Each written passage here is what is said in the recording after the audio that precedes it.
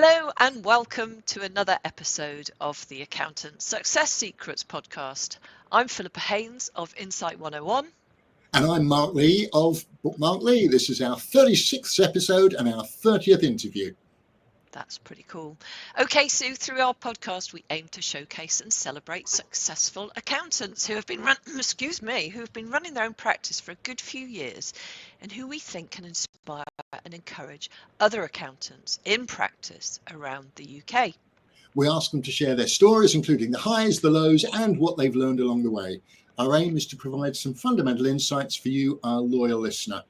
If you'd like to share your story in a similar way, do please get in touch with Philippa or me. We're now taking bookings for January and February 2025. Mad. Yeah, it's amazing, isn't it, that? But thank you so much for everybody who's participated so far. I'm losing my voice today. Apologies. Okay, so today's podcast is sponsored by Pinnacle, a trusted outsourcing partner with well over 100 clients in the UK and Ireland. Pinnacle CEO, Mayank Pandya, is a chartered accountant based in London, and he has a passion to encourage innovation and excellence in the accounting profession. Pinnacle has offices in the UK and offshore delivery centres across India, employing over 250 high-quality staff. With a strong focus on quality assurance, Pinnacle has helped many UK accounting firms to scale their capacity and operations. To find out more, please visit www.pinnacleoss.co.uk. That's www.pinnacleoss.co.uk. You'll also find the link online wherever you're listening to this podcast. Well done. Now, today we are delighted. And do turn your mic off for a sec if you want to clear your throat, and then come back again, unless you're okay. No, I'll die noisily. Thank you. No, please don't. Because then the feed will go on forever. Today, we're delighted to introduce Kieran James, Managing Director of Newcastle-based Stryde Accountants. Kieran set up the practice with his brother Jamie almost 10 years ago, and the firm now comprises a team of 9, providing accountancy training and financial consultancy to businesses. Now, although Kieran was happy to confess he's not an accountant and has never worked in an accountancy practice, so that's just astonishing. And as is clear from the firm's website, they offer packaged services with minimum monthly fees equivalent to what some accountants charge annually. So I'm really looking forward to hearing about this. Yeah, we're going to learn a lot from this particular episode, I think. No stress there. I'll correct one thing. Yes. I don't actually start with my brother. I have a brother working with me called Matt. I didn't actually start with my brother, but I'm sure I will tell you the story of how it did actually start. So we'll do that. Oh, please do. Well, I was going to say, is there anything you want to add by way of introduction? But I think you've just corrected us, haven't you? Which is fantastic. Yeah. So as you know, we like to keep the podcast to around 30 minutes, and we do that by focusing on a few well-structured key questions. And I start with a combination. I'm not sure how well structured it is. We need to hear about your background, and then what attracted you to start your own practice, and how did you go about doing that, Kieran? Sure. I'll give you the long answer condensed into as short as possible. So I went to university, studied sports science, really transferable skills. Then I at the time I was dating my now wife, and she said, I'm going home, which was Newcastle upon Tyne. And my home was Devon. She said, you can come if you want. And I thought, well, for this to work, I'm probably going to have to follow her. So I went and stayed in her house with her parents. And on 4 occasions, I said, can I just check you've asked your parents if I can stay here for about 6 months? Because this is going to be a while. I need to get some money together, pick a job carefully about what I want to do. And about a week in, I walk past the living room and the parents say, so Kieran, when are you leaving? As my wife hadn't spoken to them at all, and I was stuck in their house with very little money, and that led me into having to just do the first thing I could possibly find in terms of a job, which happened to be door-to-door sales. This was 2010, which was the year, if you can remember, where there was snow for about 3 months. Yes. So at one point, then I realized that door-to-door sales in the snow is not ideal. So I went and worked at the first place I could find to do some form of sales, which was like a lead generation. And that was Sage. So that was my entry into the accounting world purely by fluke and chance. And I was obviously in the sales area there. So that was my starting point. I think I had an aptitude for it. So therefore that helped me grow into doing some more, into actually becoming properly on board with Sage. And then throughout, the next couple of years, I worked at Sage in various sales roles, and an opportunity came to work when automatic enrollment came up for a salesperson to also be a trainer for them. And that was my step out of the job I was in into what I considered to be probably more of my natural talents, which is so I ended up going around talking around the country for Sage around automatic enrollment. At the time, probably one of the most most clued up people on automatic enrollment, because we used to present alongside the pensions regulator and HMRC and stuff. So it was for somebody who didn't really know what they were doing, it was a real eye opener into that world, and put me on the forefront of probably what was going on in that side of things. And then that lended it into, because I was now training, I then learned to cross train on Sage Accounts and Sage Payroll as well, and started delivering sessions. So really, I guess my entry into the accounting world was that. And you were training accountants, presumably, on how to use the software. Yes. Yeah. So although not an accountant, I obviously you kind of absorb sort of from osmosis the kind of problems people working in accounting departments have as you're trying to sell to them, and all those sorts of things over that time. So you do absorb the challenges and the terminology and stuff without actually having any official training.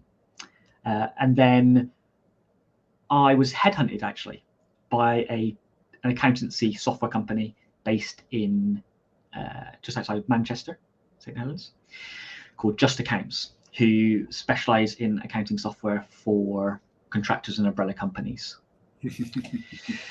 So I was headhunted into that business to set up their training for the first time.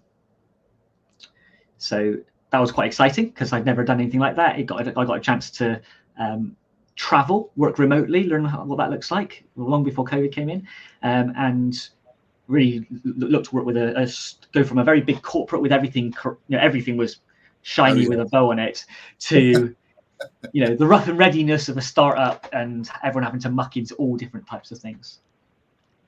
Brilliant. And then obviously you set up your own practice, which so that one there led me into doing all sorts of crazy stuff in that business, in terms of it was a tech business, so helping in all different areas of that.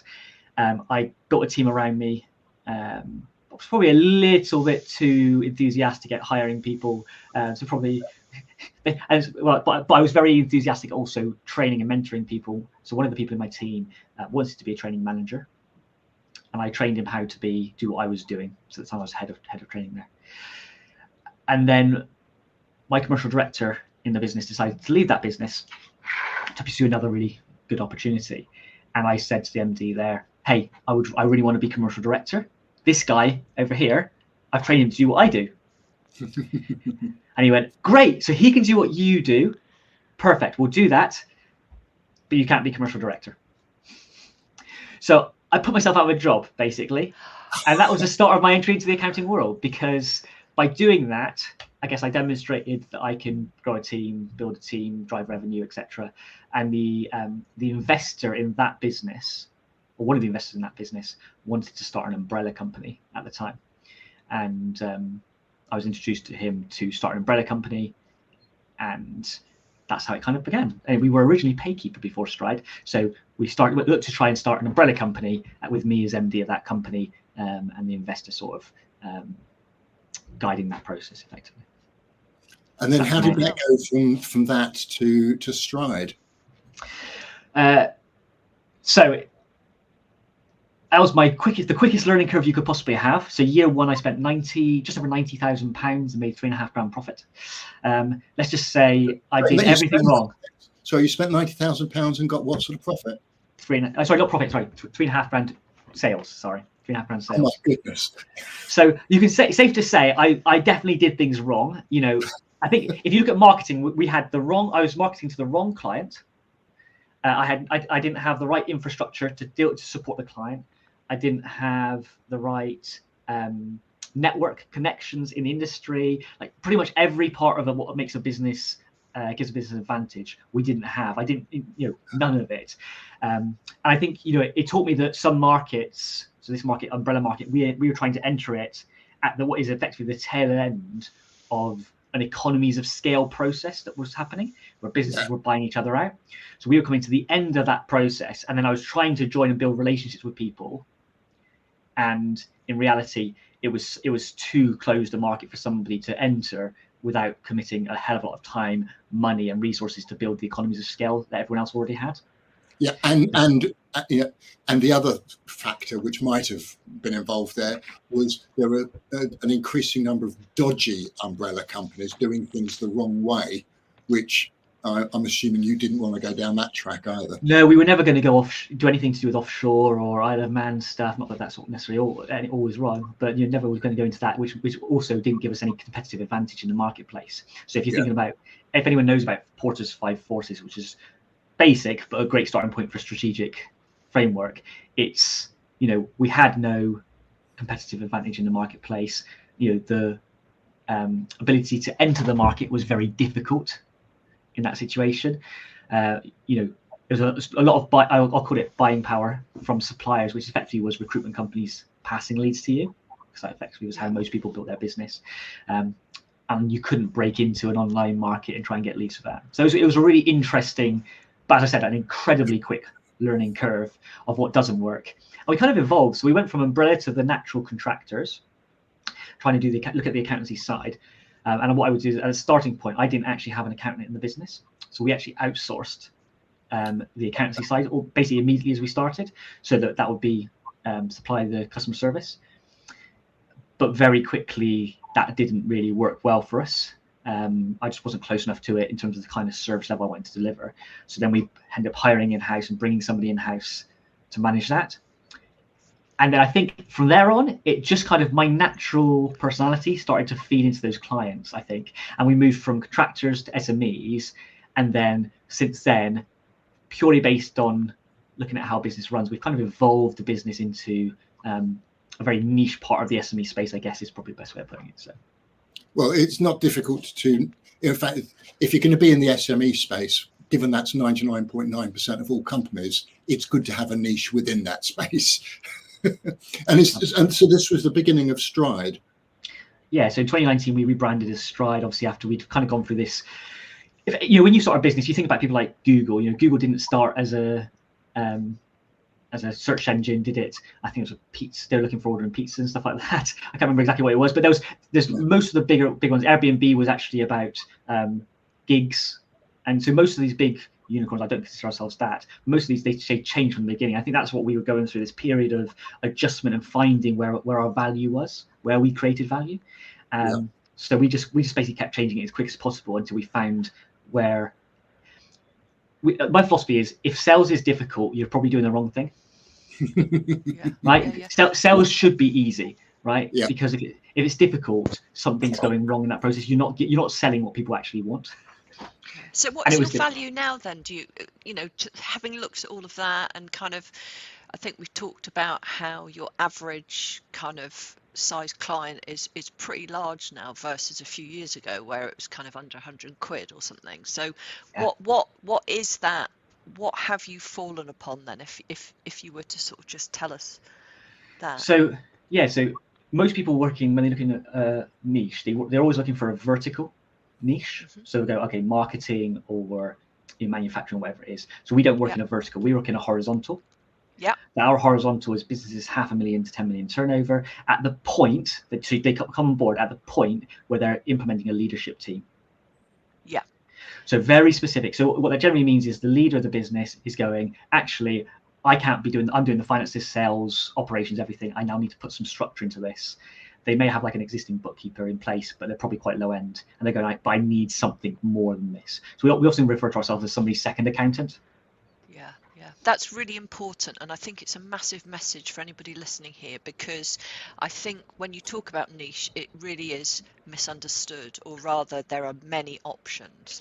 So I've been working with a client recently who works for family businesses, again, pretty broad, and we nailed it down and sort of focused in on those families where there's a particular life event, a particular moment in time where the business is going through something, and that is now who they're targeting. So it's that specific moment, which is exactly what you're talking about, isn't it? Yeah, precisely that. And I think it's, the reason it's natural for us to look at a vertical when we're trying to market is because the channel's clear, it's easy to go down. And from a why do you do a niche? You don't go into you go into a niche for two reasons. One is because it gives you a tactical advantage, because you might have more knowledge, more experience. You can tailor your services to that niche. And the second thing is it's cheaper, right? You can't market to everybody. So you go, I'm going to put my marketing budget into one funnel, one area, and I can be specific. So most people do verticals because they're generally easier to get to. Yes. So, but because they're easier to get to, you'll probably have higher competition. Yep. So it's not an issue. So we've chosen to go horizontal, which is a lot harder to get to. So we're having to create our own channels to market, create our own communities, create our own stuff around it. But in doing so, we're creating environments where there's not very much competition. Tell us a bit about that, because I, as a marketing person, and obviously you are pretty proficient in marketing as well, but what does that mean for those accountants and bookkeepers who are listening now? What are those environments that you've set up? It's really interesting. This is the one thing probably in the era at the moment where some of these are quite new, so I can't share too much of the stuff. No, that's fine. But I can share some things. I can share the principles behind it. So the principle behind it is when in marketing, you're looking at demographics, which are things like name, turnover, position in the company, all those sorts of things. And you're looking at psychographics, which are things like how they feel, what kind of things they like to do, the books they read, all the kind of stuff that makes them feel stuff. We basically went into psychographics instead of the demographics, which is what most people look at. What separates this type of business? So business leaders are everywhere. So that's a wide enough area. If we can find a psychographic, we're just looking for, can we group these and the people that really like, for example, a book? Have these people read this book? And if they're really passionate about this specific book, can we create a community around the book that will be, because then what happens is that book is something that people have the same shared language, same shared terminology. It might be a strategy book, it might be a marketing book. It doesn't really matter. It's something that they're going to use. And Bible's a bit too far, but they believe in this, what's being written in this book, as sort of valuable and useful to their business. Therefore, they're trying to, they're advocates of this themselves. So that's the kind of thing that we're trying to do, and create communities around that. And then the other thing, similar sort of thing, is really speaking to our existing clients and using them as our advocates. So we might have a client, for example, in the print industry that happens to be extremely good at technology. They're going to connect with other print businesses that are extremely good at technology. Yes, competitive, but that's one way of doing it. But on a psychographic level, they're probably looking at businesses that are forward-thinking, front of leaders in the market, early adopter type style people. So they'll connect with similar people that are similar to them. So we're trying to get them to introduce us to their network and create the communities out of that. And we obviously pay and fund those relationship moments. Yeah, so I mean that's sounding pretty sophisticated to me, because really you're getting quite closely into a segmentation there, and a really structured and powerful one, which I think maybe there aren't as many owners like yourself who have that power, but I think even just having those thoughts is going to really help, certainly around the books. You see some of the accountant firms having like book clubs, which I guess is a means of doing that, because hopefully you sort of get the right books involved, and then you generate a community around a conversation, which is kind of what you're saying, isn't it? Yeah, I think it's hard, I don't want to, every business is an important business, but obviously you've got to find the ones that are in your target market. So when you see a business that's sort of turning over under 100,000, for example, that's probably got very different problems to a business that's turning over 100 to 300,000 versus a business that's turning over, up to 1 million, 1 million to 2 million.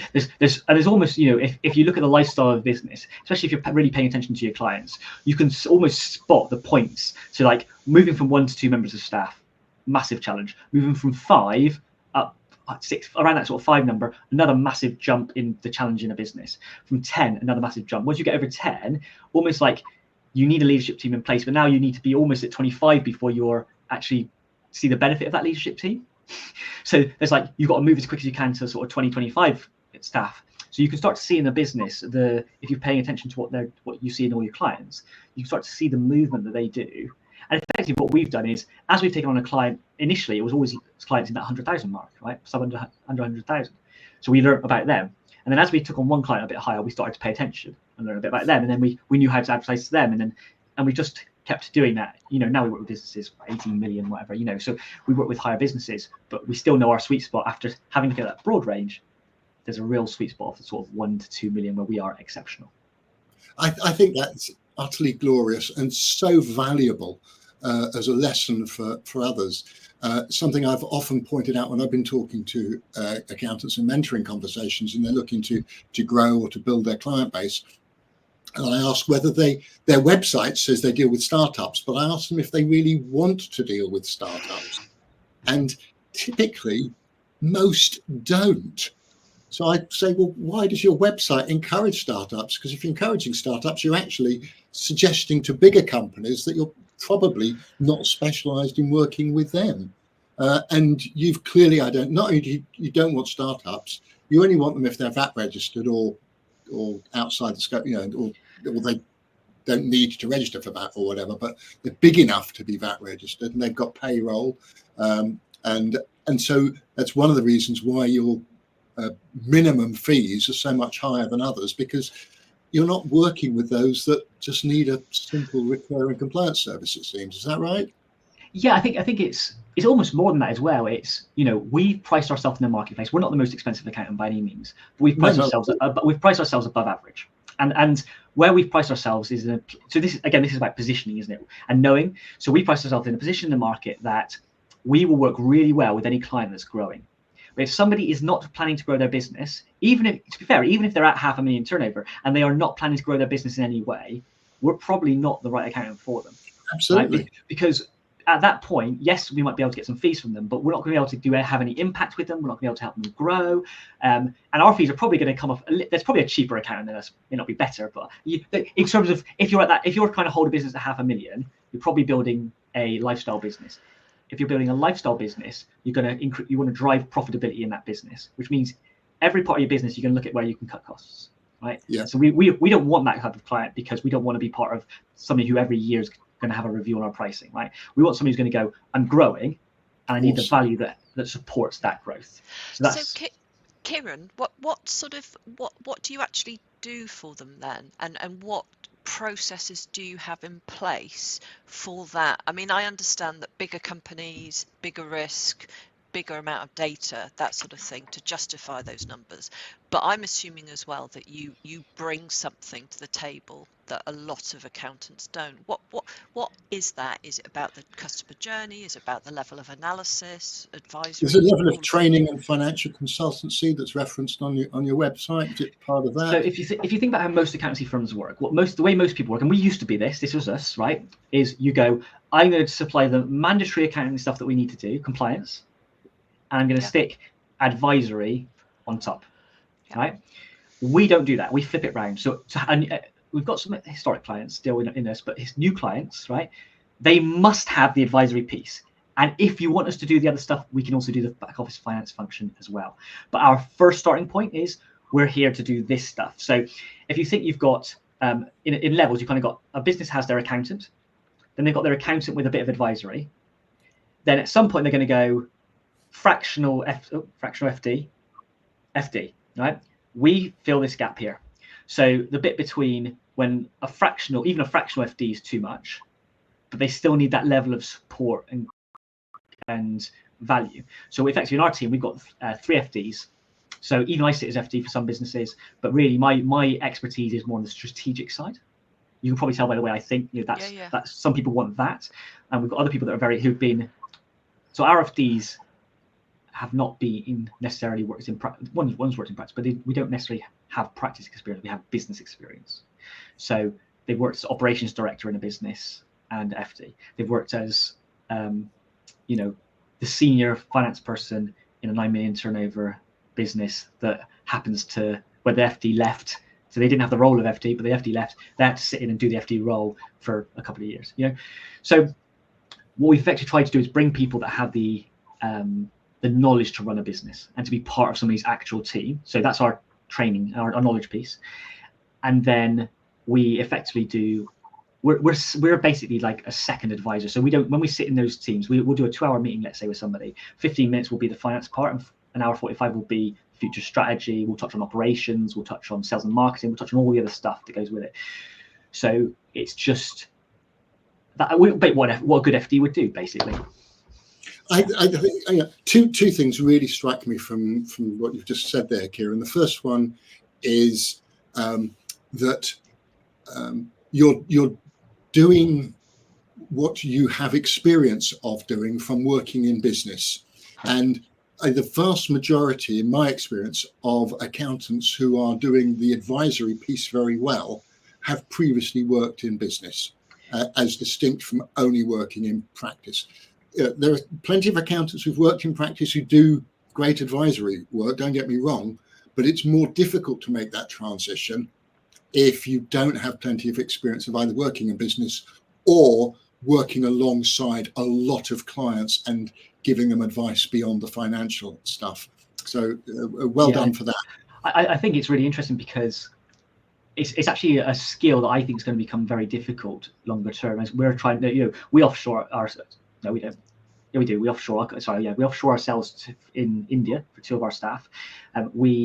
But I know that if that could potentially cause a problem where this lower end of the market in terms of compliance stuff happens over there, and the higher end does this in terms of skills, and there's this gulf between how people in the UK get from where we are now to actually develop the skills to be FDs, right? Which is obviously where things seem to be going. And I haven't figured it out yet, but how somebody trains through that process, let's say they become a qualified chartered accountant through a practice, how do they take themselves from that point to be an FD? I think that's quite difficult. So I think, as much as my journey's been to where we are now, I think the learning curve I've had of having to deal with smaller businesses, then slightly bigger businesses, and paying attention through that journey, I think was probably quite important for me. Even though I'd worked in businesses that were big, it was important to learn the problems and challenges at every stage and see it myself to get to there. So I think, if somebody is thinking, I don't have the expertise to do that, you've got to somehow build it. You've got to learn and practice towards that. And sometimes that might be like becoming a non-exec on a business that's bigger than yours, but being able to do the finance for them so that you can see how a bigger business works. The other, thank you very much for that. The other thing that really comes home here is something I've been saying for a few years now to accountants, which is the competition going forwards. Particularly, we've seen it's developed even more with advances in AI. But competition going forwards for better clients won't necessarily come from other compliance-focused accountants.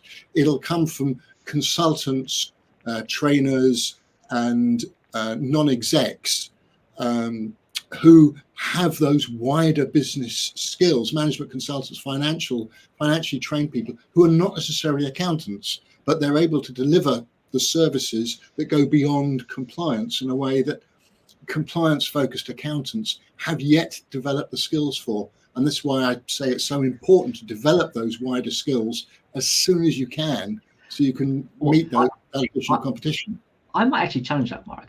I might challenge positioning, right? So if you look at AI, so for example, most people, or a lot of people in the industry will know Mazuma as an accountancy firm, right?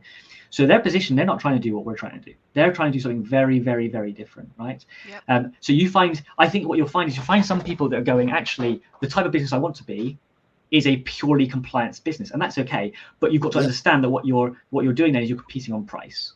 And if you're competing on price, that means that the most important part of your business is an automated automated sales funnel, and the ability for the operations to be unbelievably slick. AI, Absolutely. all that kind of stuff. And that's where you delve really deep into that. Then you've got the very far end of the spectrum, which is a very human approach with very little AI in it. And I think both ends of that of the market, both sides of that are really valuable and will be needed by businesses. You know, so I think position is important. I think you have to, and knowing where you sit, not trying to do both sides of that. You need to just go, here's my position. And I think that absolutely right.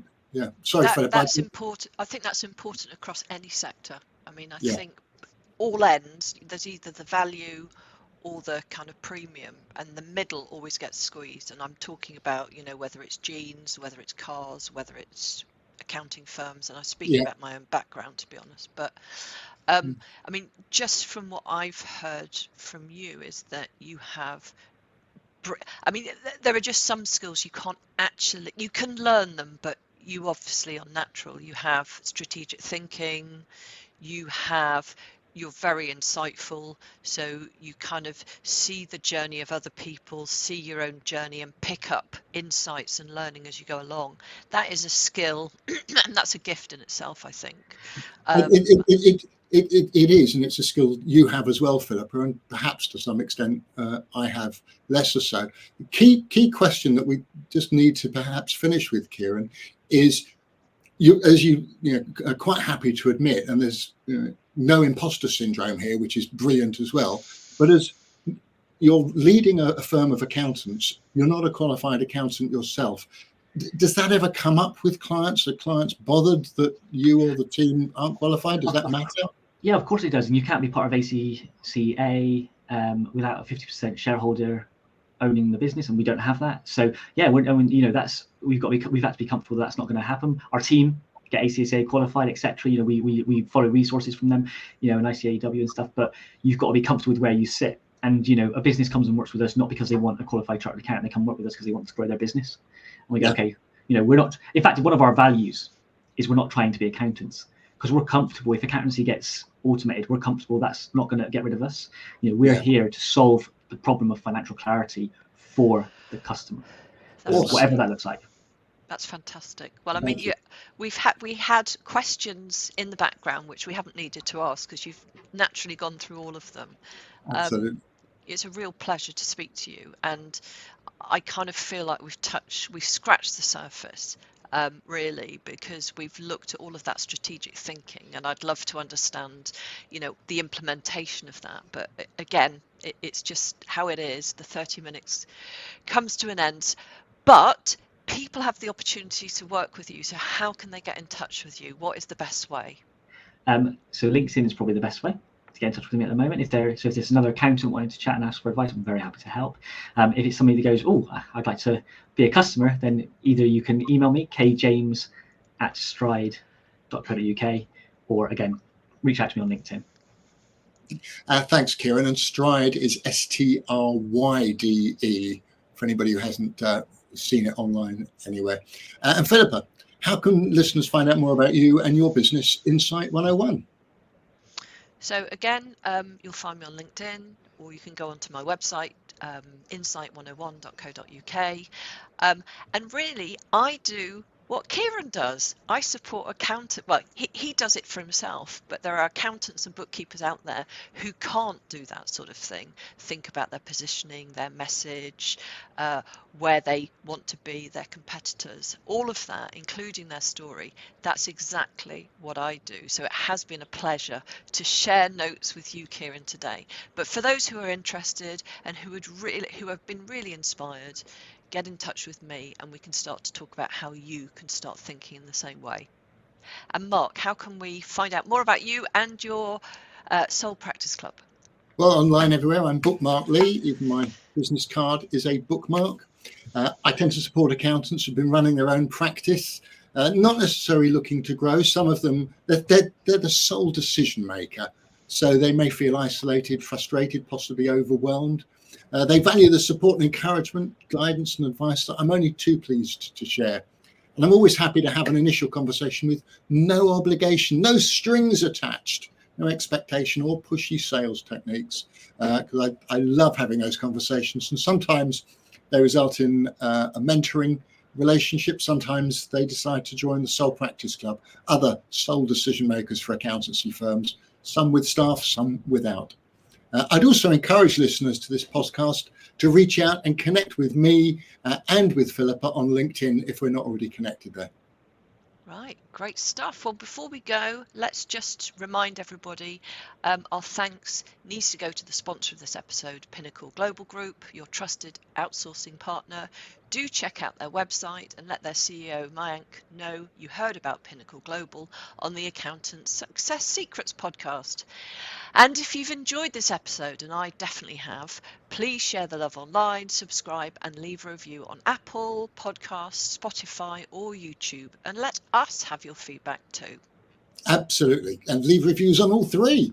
But it all helps to potentially broaden the reach of the podcast. And do please, again, contact either Philippa or myself if you'd like to be interviewed on a future podcast in January or February, or if there's someone you'd like to recommend that we interview.